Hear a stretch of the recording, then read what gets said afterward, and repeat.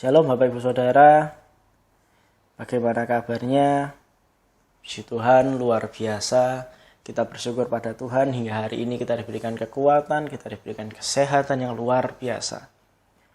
Pada hari ini saya akan beri tema kabur dari Tuhan.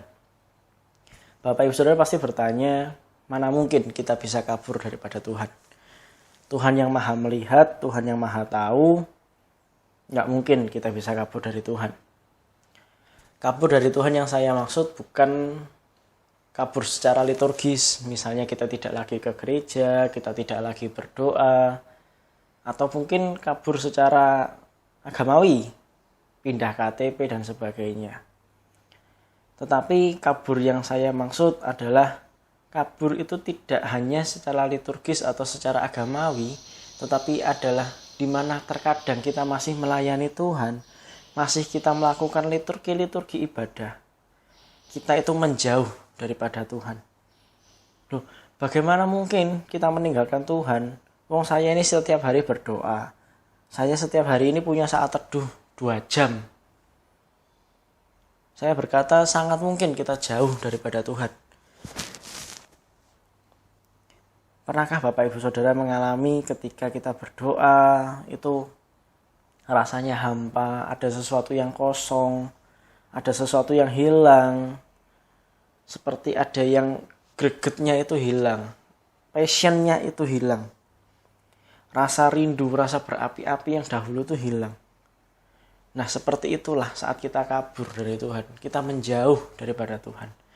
Secara liturgi kita ada, tetapi secara kedekatan kita dengan Tuhan, kita sudah tidak dekat lagi. Seperti di Matius 15 ayat 8, kita bisa membaca Matius 15 ayat 8, bangsa ini memuliakan aku, memuliakan Tuhan, memuliakan Yesus dengan bibirnya, padahal hatinya jauh daripadaku. Ayat yang ke-9, percuma mereka beribadah kepadaku, sedangkan ajaran yang mereka ajarkan ialah perintah manusia. Sangat mungkin kita menjauh daripada Tuhan selagi kita melakukan kegiatan liturgis kita, ibadah kita, pelayanan kita. Bagaimana kita itu bisa menjauh daripada Tuhan? Ketika kita sudah tidak lagi melekat pada Tuhan, kita hanya sekedar melakukan ritual-ritual yang biasa kita lakukan. Saya mencatat ada beberapa faktor yang bisa membuat kita jauh daripada Tuhan. Yang pertama, bisa saja karena kita merasa ini kita telah hebat, merasa bisa, merasa sanggup melakukan semuanya tanpa Tuhan. Merasa sudah menjadi pejabat, merasa sudah menjadi gembala, sudah merasa menjadi orang kaya. Lalu udah nanti Tuhan tunggu dulu, saya punya pekerjaan yang lebih penting. Aduh doa, nanti deh. Aduh ke gereja, bisa nggak ke gerejanya diganti hari Sabtu aja? Nah itu kan membuat kita justru semakin berdosa. Tuhan yang telah mengangkat kita, Tuhan yang telah membawa kita jauh lebih tinggi, justru kita meninggalkan Dia. Merasa sibuk tidak pernah punya waktu, padahal Allah sendiri menunggu manusia untuk datang kepadanya, untuk bersekutu dengannya. Allah rindu dengan manusia, sehingga Dia mengaruniakan anaknya yang tunggal, supaya kita bisa berjumpa dengannya. Yang kedua, yaitu kita takut bertemu Tuhan. Loh, bukankah kita harus takut akan Tuhan? Ya, kita harus takut akan Tuhan, tetapi takut dalam arti yang berbeda. Kita takut bukan karena kehadirannya, tapi kita takut karena kita tahu Allah yang maha melihat, Allah yang maha tahu, mengawasi semua pekerjaan kita. Kita takut melakukan sesuatu. Misalnya kita takut berbuat dosa. Karena kita sadar, kita tahu, kita telah ditebus, kita telah dikuduskan. Masa kita mengkhianati Tuhan? Itu takut yang benar akan Tuhan. Kita takut bukan karena, Tuhan menyeramkan kita harus takut. Bukan. Tetapi karena kita sadar, Allah yang maha besar, Allah yang maha baik ini mengawasi kita, sehingga kita bertindak dengan hati-hati sesuai dengan perintahnya yang diberikan pada kita. Nah, takut yang saya maksud ini takut betul-betul takut dalam hari ini. Bahwa kita nggak berani ketemu Tuhan lagi.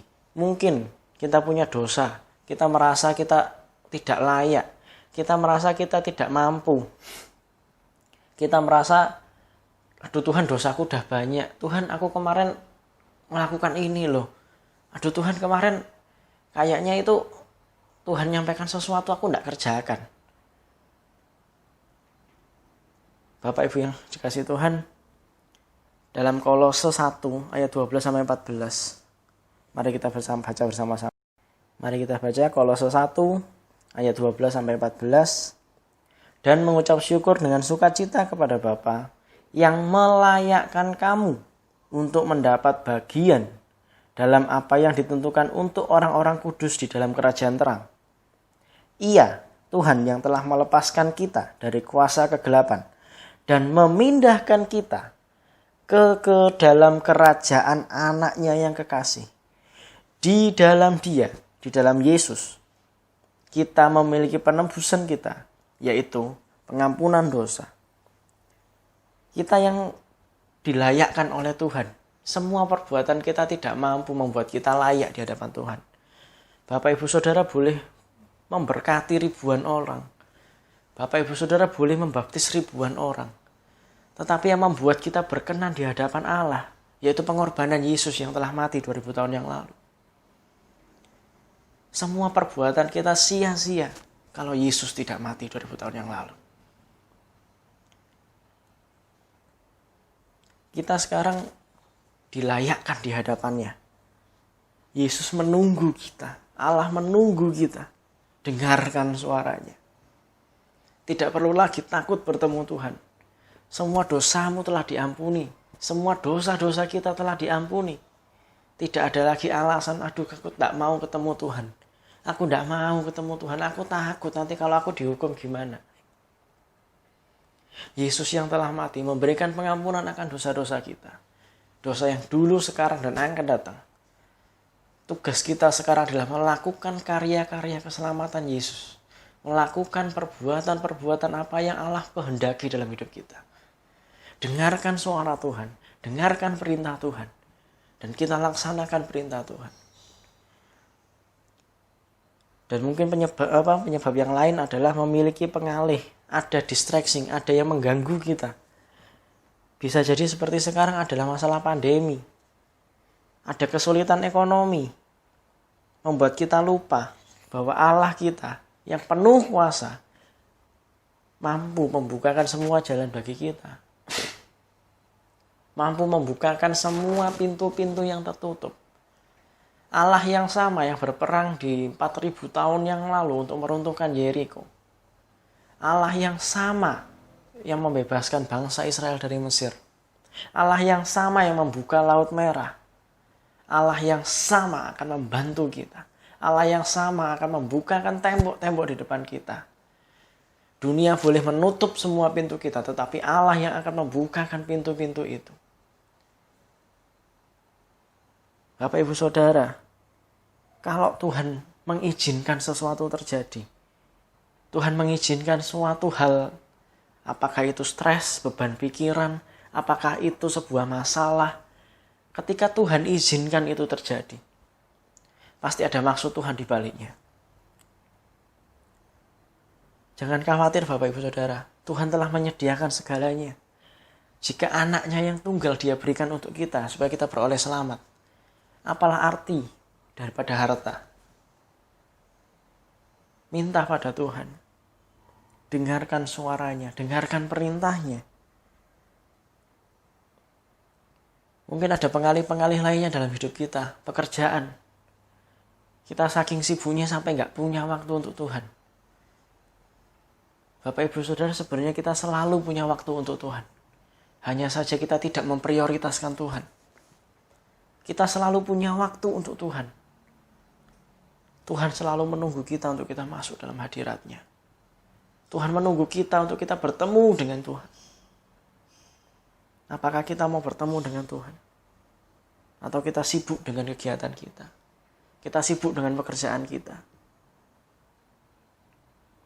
Atau mungkin pengalih lainnya adalah wanita, pacar mungkin. Kita punya pacar sehingga setiap hari video call, setiap hari teleponan, setiap hari ngecekin WA. Tapi kita lupa punya saat teduh bersama Tuhan. Kita lupa bahwa prioritas kita dari Tuhan. Bahwa kita lupa pasangan yang kita agung-agungkan ini adalah yang daripada Tuhan. Adalah pemberian Tuhan. Bapak Ibu Saudara yang terkasih, Tuhan telah memberikan segalanya untuk kita. Untuk apa kita perlu khawatir lagi? Jika sekarang di hadapan kita ada tembok yang besar, apakah itu tembok Yeriko? Apakah itu tembok ratapan atau apapun itu? Percayalah, Tuhan punya rencana. Selalu ada pelangi di balik hujan. Meskipun tidak ada pelangi pun di balik hujan, matahari akan bersinar setelah hujan. Yesus sang terang telah memberikan segalanya untuk kita. Pengalih lainnya adalah pelayanan. Loh, pelayanan kan untuk Tuhan. Kok bisa jadi pengalih? Berapa banyak di antara kita yang menjadikan pelayanan sebagai tujuan yang lain, bukan hanya untuk melayani Tuhan. Berapa banyak di antara kita yang menjadikan pelayanan sebagai kedok supaya kita terlihat lebih rohani. Berapa banyak di antara kita yang melakukan pelayanan sebagai tujuan yang lain, mencari gebetan, mencari perhatian, supaya dipandang orang. Berapa banyak pelayanan kita bukan hanya untuk Tuhan, tapi untuk diri kita sendiri. Berapa banyak di antara kita yang melakukan pelayanan hanya untuk show off, untuk menunjukkan ini loh aku, ini loh saya bisa melakukan ini itu. Mohon maaf Bapak Ibu Saudara, mari kita bertobat bersama-sama. Saya tidak sempurna, tapi kita berjuang bersama-sama, kita berdoa sama Tuhan. Kita harus kembali, jika kita melakukan pelayanan, biarlah hanya nama Tuhan yang dipermuliakan. Kesempatan kita bisa melayani pun hanya daripada Tuhan. Jika Tuhan tidak memberikan kesempatan pada kita, jika Tuhan tidak memberikan pelayanan pada kita, kita juga bukan siapa-siapa. Semua yang kita terima ini hanya karena kasih karunia Tuhan. Pelayanan yang kita terima, keluarga yang kita terima, saudara yang kita punya, itulah anugerah daripada Tuhan. Itulah ladang pelayanan kita, pekerjaan kita, sekolah kita, lingkungan tempat kita tinggal. Sekolah menjadi bidang pelayanan. Berikan effort, berikan perjuangan saudara sekalian yang terbaik untuk Tuhan. Belajar sungguh-sungguh. Kerjakan ujian dengan jujur dan sungguh-sungguh. Bagi yang bekerja, tempat kerja kita adalah pelayanan. Kerjakan semuanya dengan baik. Dengan tepat waktu. Itulah pelayanan kita untuk Tuhan. Dalam keluarga, suami mengasihi istrinya. Istri menghormati suaminya, itu adalah pelayanan. Anak-anak menghormati orang tua menyayangi anaknya. Itu adalah sebuah pelayanan. Jadi tidak ada alasan bahwa kita tidak mau melayani Tuhan. Saya nggak siap melayani Tuhan. Setiap hidup kita adalah pelayanan. Pelayanan tidak hanya ada di atas mimbar. Pelayanan tidak hanya yang keliling ke desa-desa. Tetapi setiap hidup kita adalah pelayanan kita untuk Tuhan. Kerjakan sebaik-baiknya seperti untuk Tuhan. Jangan melihat manusianya. Pandang Yesus, pandang Tuhan. Dia yang telah memberikan segalanya. Memberi kita kesempatan. Pandang Yesus. Kembali, fokus kepada Yesus. Dengarkan suaranya. Dengarkan perintahnya. Ketika kita bisa meresponi dengan baik apa yang Tuhan inginkan. Catat kata-kata saya. Tuhan tidak akan pernah meninggalkan kita. Meskipun kita mentaati. Meskipun kita sedang mentaati itu banyak masalah. Saya nurut Tuhan kok saya jadi banyak masalah. Ingat, semua masalah yang ada itu bukan dari Tuhan. Jikapun kita punya masalah, itu adalah kesempatan Tuhan menunjukkan kuasa-Nya pada kita. Kesempatan Tuhan membuka pintu-pintu itu. Membuat kita semakin takjub akan Tuhan. Membuat kita semakin kagum akan Tuhan.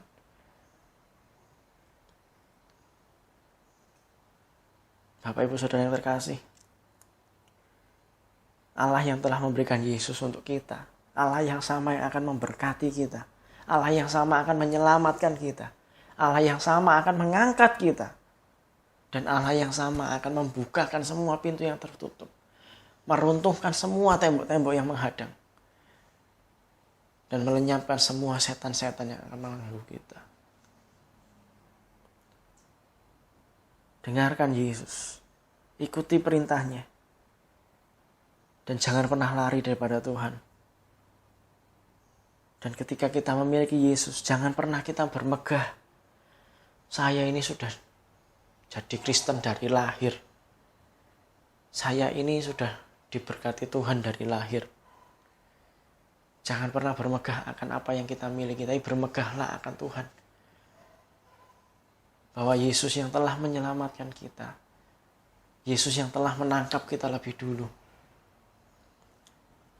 Bukan karena kuat gagah kita memilih Yesus, tapi Yesus yang telah memilih kita. Yang terakhir Bapak Ibu Saudara, jangan pernah lari daripada Tuhan. Jangan pernah kabur daripadanya. Jangan pernah sembunyi daripada Yesus.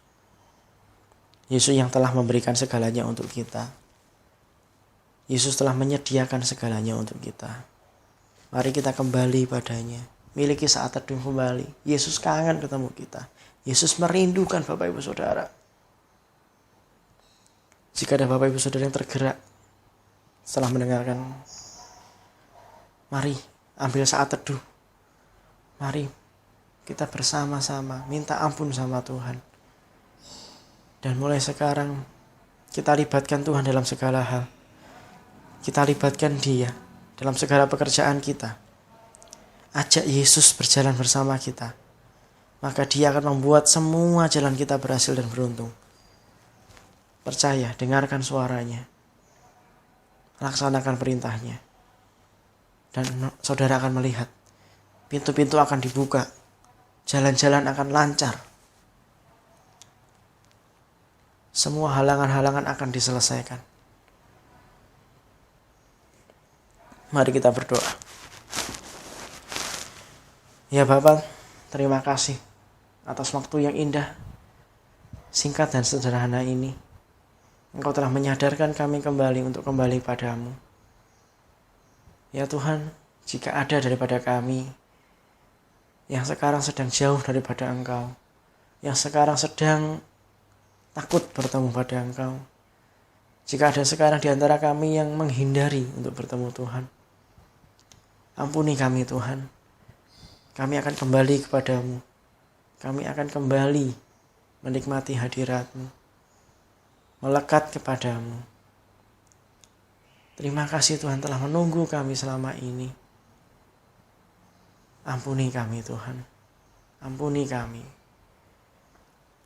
Dan jika ada di antara Bapak Ibu Saudara yang sedang memiliki sakit dalam tubuhnya, letakkan tangan kiri saudara di tempat tubuh saudara yang sakit. Dan angkat tangan kanan Anda, saudara Tuhan. Ya Bapa, hamba melihat ada tangan-tangan yang terangkat. Ada tangan-tangan yang sedang berbutuh pertolongan Tuhan. Apapun sakit penyakitnya, apapun yang sedang dikeluhkannya, apapun yang sedang menjadi pergumulannya.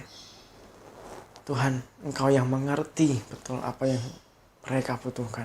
Engkau mengerti betul apa isi hatinya. Dan sekarang jika ada yang sakit, yakin dan percaya dengan iman yang tegas, berkata, di dalam nama Tuhan Yesus, segala sakit penyakit kami diangkat oleh Tuhan. Oleh bilur-bilurnya kami telah disembuhkan. Percaya di dalam nama Yesus, semua penyakit kita telah diangkat daripada Tuhan. Yang telah menolong kita, yang menyembuhkan kita, yang memberkati kita. Jika ada yang memiliki masalah dan beban berat, letakkan tangan kiri Anda di dada dan tangan kanan tangan ke surga. Bapa, apapun yang menjadi pergumulan mereka, apapun yang menjadi permasalahan mereka, Engkau mengerti, Engkau memahami apa yang mereka butuhkan, apa yang mereka perlukan. Dan di dalam nama Yesus, hamba lepaskan kuasa, melepaskan kelegaan, melepaskan kerinduan pada Tuhan, untuk semakin melekat, untuk semakin mengerti apa rencana Tuhan. Dan mereka bisa bersyukur untuk apapun yang mereka terima. Dan semua masalah akan diselesaikan di dalam nama Tuhan Yesus. Tembok-tembok akan diruntuhkan, pintu-pintu akan dibuka. Dan angkat kedua tangan saudara. Dan Tuhan berfirman, Tuhan akan memberkati engkau.